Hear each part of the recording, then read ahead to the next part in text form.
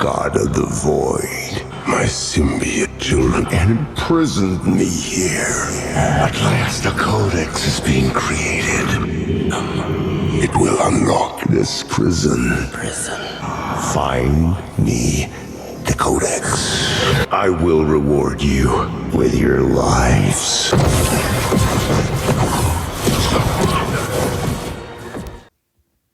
Okay, so guys, hear me out, right? I just found the secret ending of Venom 3. Like, this wasn't even in the movie, but look. Look.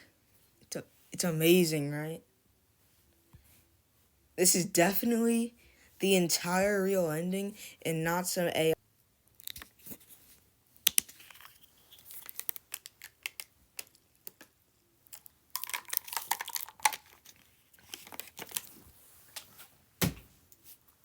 I have not done a video in a while.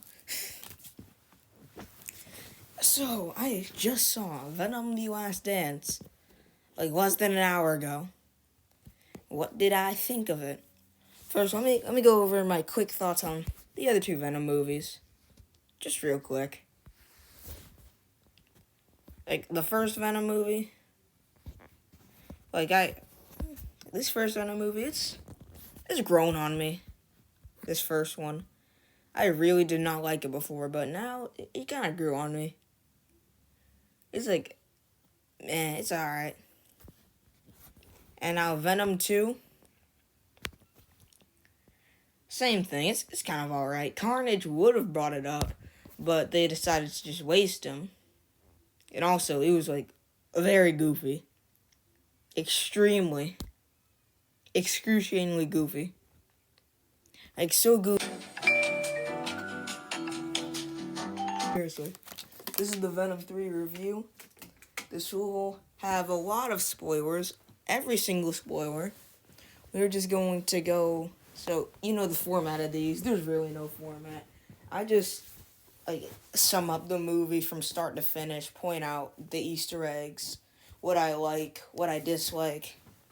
So, yeah, let's just get started. So, the movie starts on the planet The Void, where Knull is stuck in his chair, and then, for some reason, I don't know why he explains it to the Xenophages, but it's still cool. He explains his backstory, ripped straight from the comics, that he was here before the universe, then light came, then his symbiotes turned on him, and locked him away. So, that is why he's here. But I forgot what it was called. The Cortex? Not the Cortex. Like, something like that. I'll just call it the Cortex. I'll probably find it in editing later.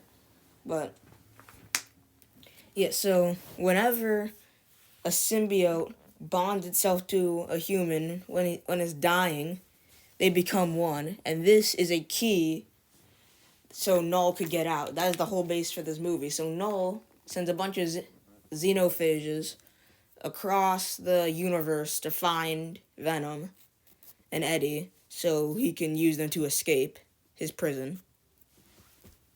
So we actually start... That was before the title sequence and stuff. Right after the title sequence. Also, Knull's voice is very good. I love how they present him as a threat. As if only he was actually in the movie. A lot. Because, it's weird. His scenes are, sprinkled out randomly. His scenes are very sprinkled out. He's not in it much.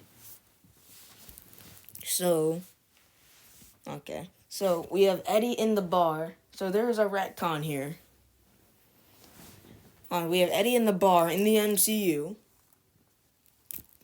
And he's, trying to get, he's confused. He's so there's a purple guy who's obsessed with stones. And then the bartender's like, my family got snapped away for 5 years. He's like, I'm sorry, man. I didn't know. So, one thing that's retconned, we'll just go over the least major one first. So, instead of just exploding and, fading into light and going back to his universe, a portal opens in the bar, and then it goes through that. Then he goes back to his universe. And he still leaves that residue behind of the symbiote. He still leaves that behind. So that was not retconned. That would be very interesting. So, let me think. The other major retcon is in the actual post-credit scene from No Way Home. He's he wants to go to New York to talk to this Spider-Man guy, right?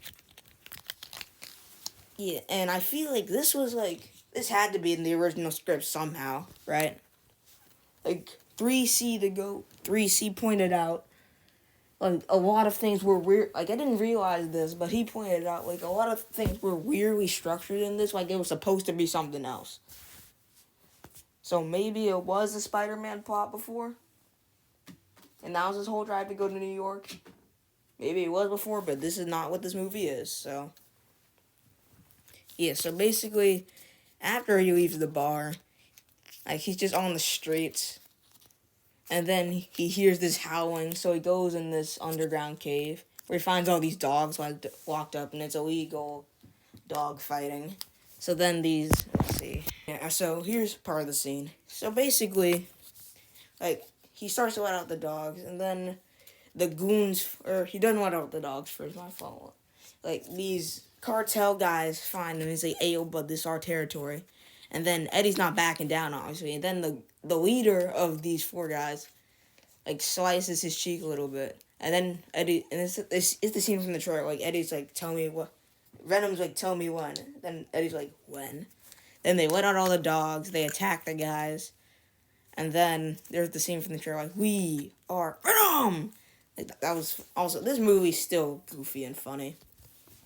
Yeah, so they bite all the guys' heads off. That was nice to see. Not a lot of blood, but still, take what I can get.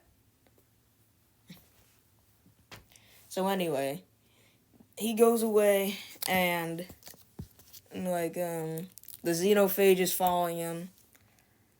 Yeah, so this is where we start to get to one of my problems with this. Oh, wait.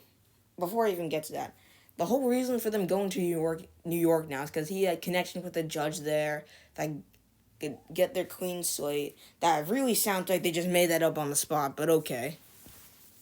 I think I missed that when I actually watched the movie. But yeah, that's their whole drive to go into New York, so off to New York they go with messed up Crocs, because the dog messed up his Crocs. So off they go, and then this is where we get the Juno Temple's character, which I forgot the name of. Not important. She has this random backstory with her brother. Their twin brother, they were walking on the beach, then it started lightning and thundering, and then they started holding hands, and they both got shocked by lightning, and the brother died. It only really comes in at the end, which we will get to. And, let's find it. Juno Temple. So, her.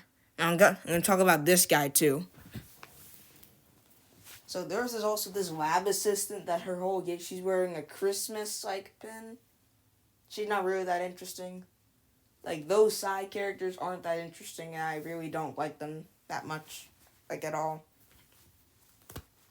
So, this guy right here, he's the leader of this task force in the military.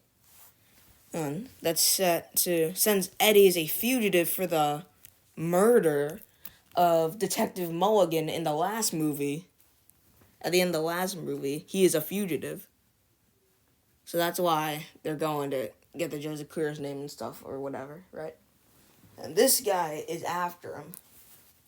Like, he's set to hunt him down, take the symbiote, kill Eddie, all that. So that's his drive in the movie, this guy right here. So, let me think. I'm sorry, this is very unorganized. Let's see what else. Okay, so Venom is on top, or Eddie and Venom, they're on top of this plane. So basically the whole shtick for why, like, the actual full Venom form isn't in this movie that much is because whenever he's in his whole form, the Xenophages can spot the Cornex, like whenever Venom is in his full form, and they can get there quick, because when he turns to his full form on top of the plane from Mexico, and this plane is in U.S. territory, like around the Las Vegas area, around the not Las Vegas, Nevada area, like it just jumps up and is there in like 5 seconds. Like it's very fast. So we get this little action scene on the plane, nothing much. The Xenophage gets caught in the jet engine, and Venom does not save the plane, and just parachutes, and then Eddie just parachutes off. Okay. That plane just died. So, we're gonna go back to this guy right here. I forgot what his name was. Just call him the General. Editing me will do that. Forgot what his name was. Let's see.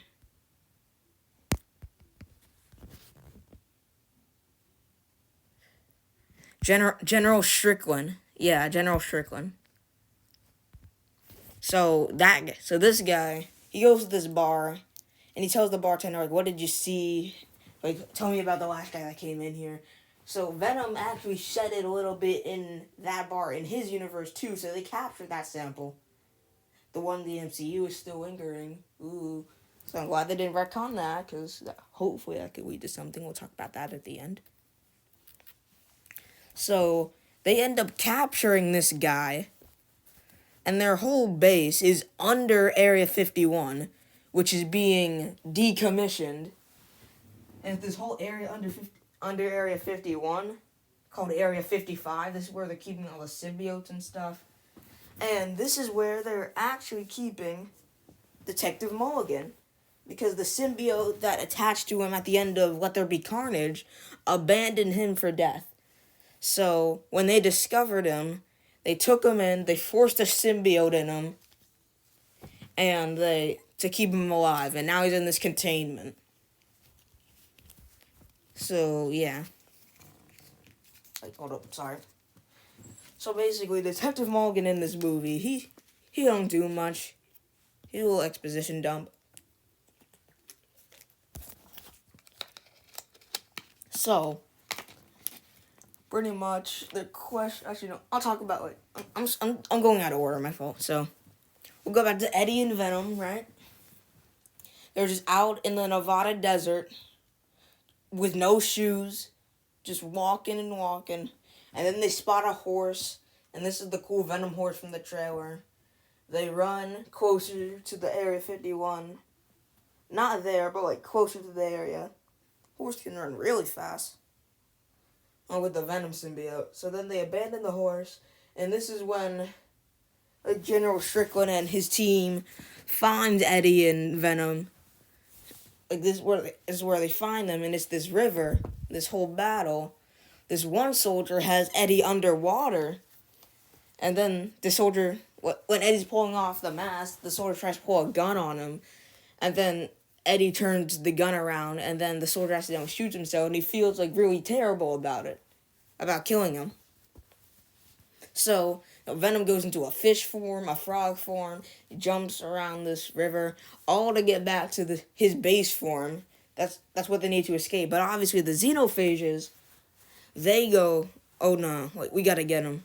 So the Xenophages come, they try and kill Eddie and Venom, but the soldiers start attacking the Xenophage. And the Xenophage, this is how it kills people. Like, it has all these, teeth that are basically like shredders. It picks them up, shoves them into his mouth, and then all of the blood spews out of its back. It's very cool how it kills people. Yeah, so it killed 2 people, and then this guy's like, 2 men just died. We have to do something different. And then this woman's like, did you go get any samples? like, what? This is why I didn't like this person in the trailer, in the movie. So, and we're gonna skip to when they go back to the lab and stuff. So they start to question Detective Mulligan. And he's like, he's gonna come for us all. There will be nothing left. No. This guy you don't want to mess with. Like we're done. Yeah, and I'll just skip to this part. So he turns into, I'm assuming, Lasher? I don't even know. And he basically explains, like, what the heck Knull's doing, why he's hunting Venom and Eddie, what he's planning to do. So then this guy's like, oh yeah, we gotta stop him now. We really gotta stop him.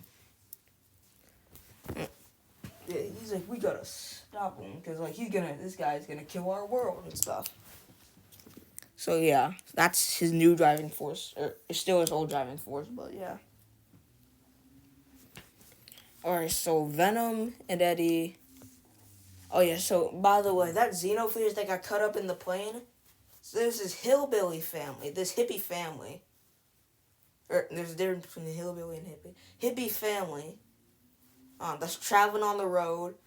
So it's Martin, his wife, and then their 2 kids, which was rumored that the little kid in the group was a young Peter Parker. It ended up not being. But it could have been the original plan. We really don't know. So the Xenophage remains, like, drop on their van and stuff. They really think nothing of it. Then this whole family's drive, or at least the dad's drive, is to get to Area 51 and see aliens before it's decommissioned and stuff. Right. Okay. So let's see. What can we go to next? Yeah, let's go to that family, actually. So...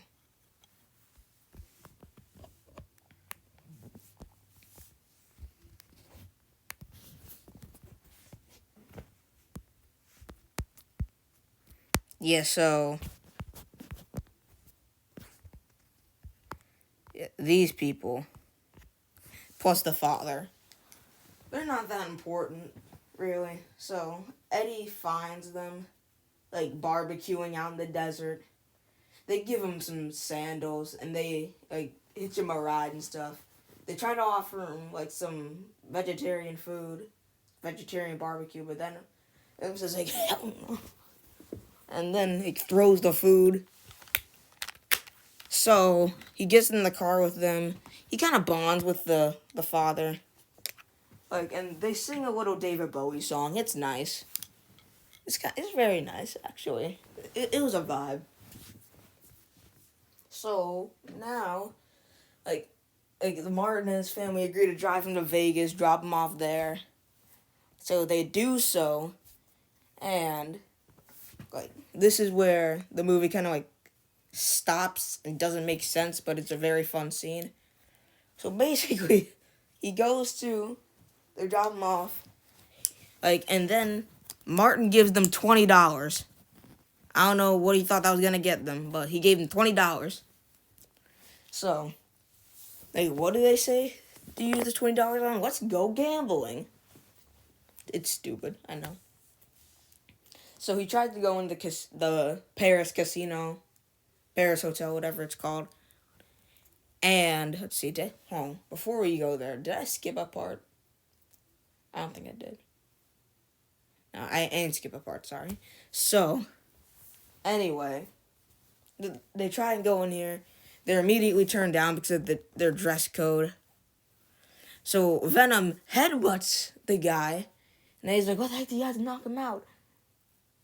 And then he runs off. He sees another security guard in the corner. He's peeing in the corner. And then he turns around. The guard turns around. He's still peeing, by the way. So, like, Venom smacks the crap out of him and takes his clothes. So they go in there. Like, they go on the slot machine. They lose all their money, unsurprisingly. And then Venom breaks the machine and breaks Eddie's foot, but then he fixes it.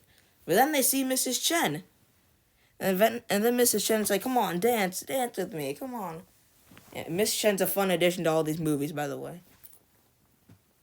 So, then Eddie's like, man, we can't, because this Knull guy, and then Venom's just complete disregard for some reason. Like, I don't know why, complete disregard for what's happening.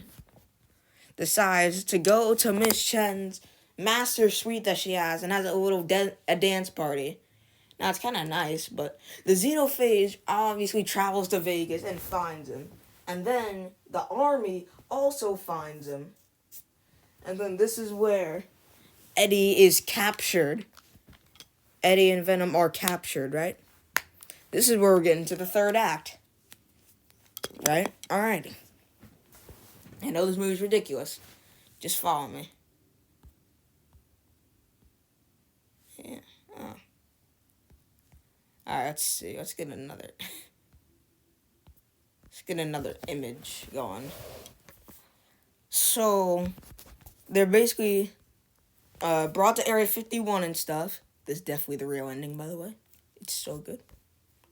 So they brought to Area 51, and it was like, yeah, buddy, we're gonna...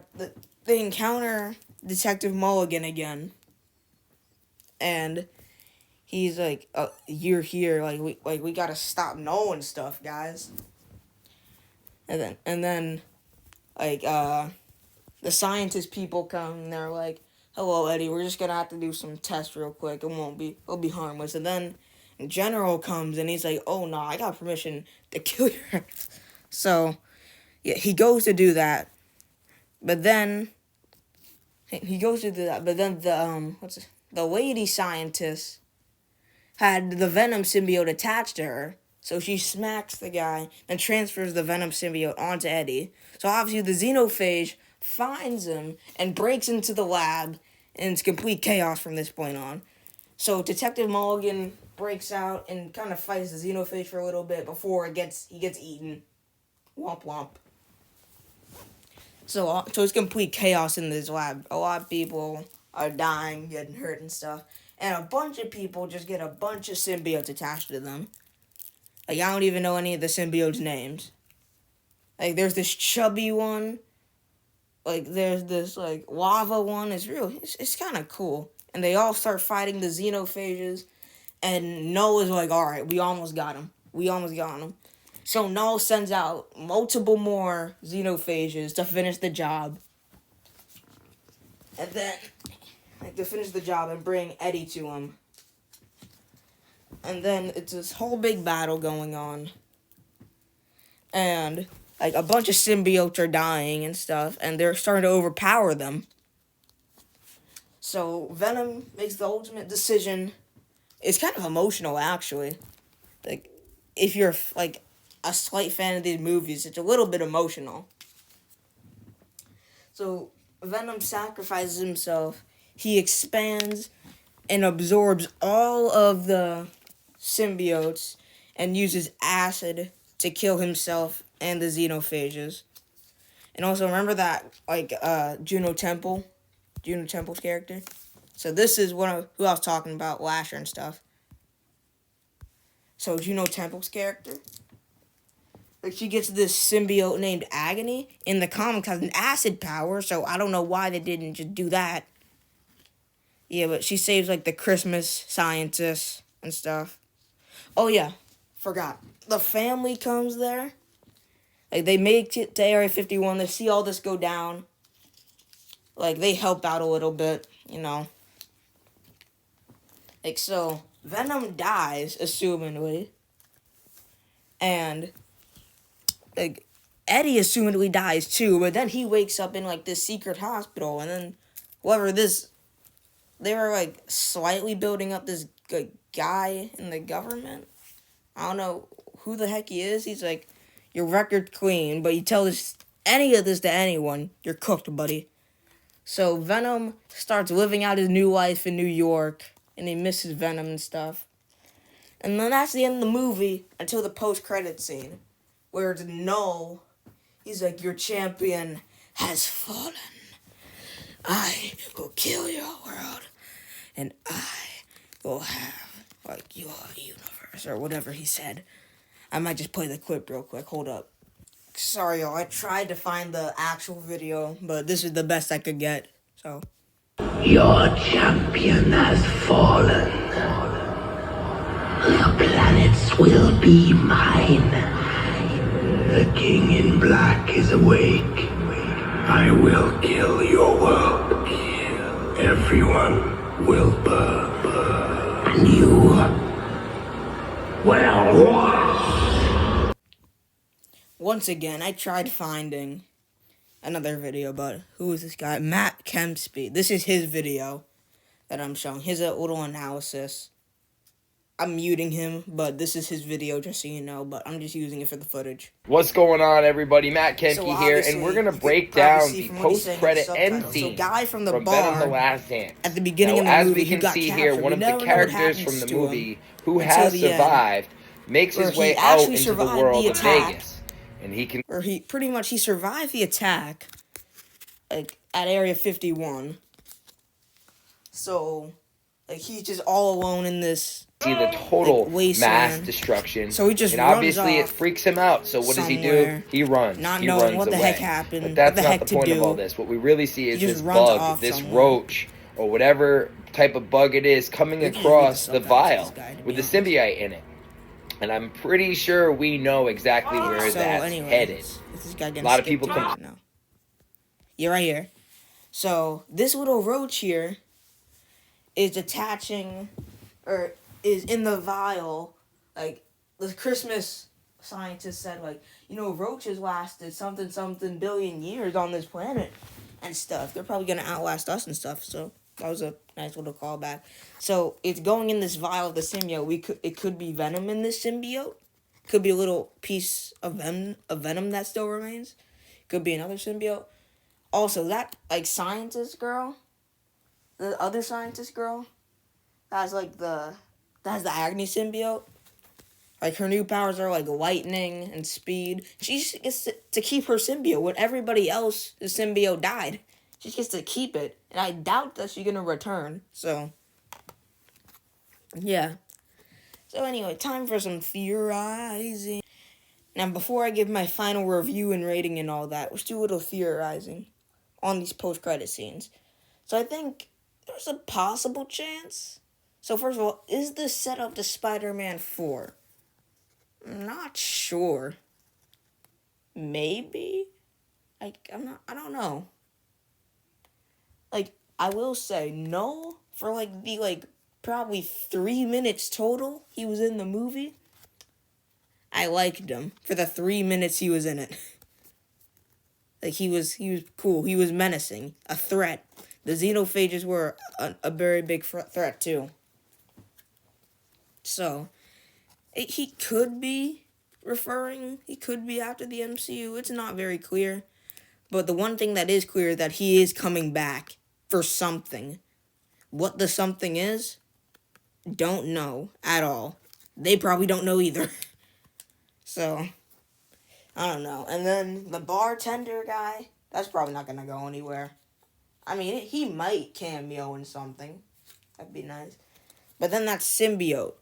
Now, obviously, that's going to carry from that roach and possibly transfer back to somebody. This could transfer back to someone we know and stuff. So, yeah. Time for the rating of the movie. Now, this is a very enjoyable movie. Very fun to watch. A lot of stuff doesn't make sense in it, but come on. This is a Venom movie. And I think compared to the other two, it's probably the best of them. To be honest, I really do like it. Like, the family side characters, they weren't really needed. They were a nice addition. Those scientists, I did not like them. They weren't that good. Oh, right, I forgot. That general guy, he dies at the end. So, womp womp to that guy. He blows up. Save it. He blows up, like, killing Venom and stuff. Like Venom asked. So, yeah. And, yeah. So, Eddie and Venom relationship, best part of every movie. And it's very good here. It can get, like, a tiny bit emotional. A little bit. Till death do they part. That really meant something. And I think this might, like, if Spider-Man 4 doesn't go in the direction of Knull and stuff, then that's the last of this Venom. So, yeah. He was enjoyable. So, okay, so as a movie rating, it's like, I don't know, like a 5 out of 10 as a movie rating.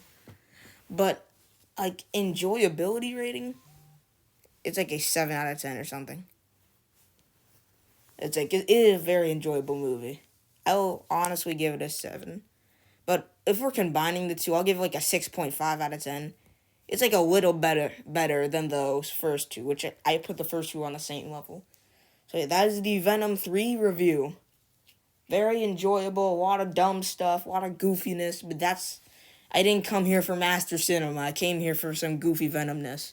I'm glad I went in with low expectations, because I actually had a pretty good time with this. I didn't hate it. So, yeah, I don't know exactly if it's setting up Spider-Man 4 or not. But this is the end of Tom Hardy Venom. Yeah, also, I'm sorry. Tom Hardy, the acting in this is fine, but Tom Hardy, he feels like he's just done with it. It's not bad, it's just he feels like he's done with it.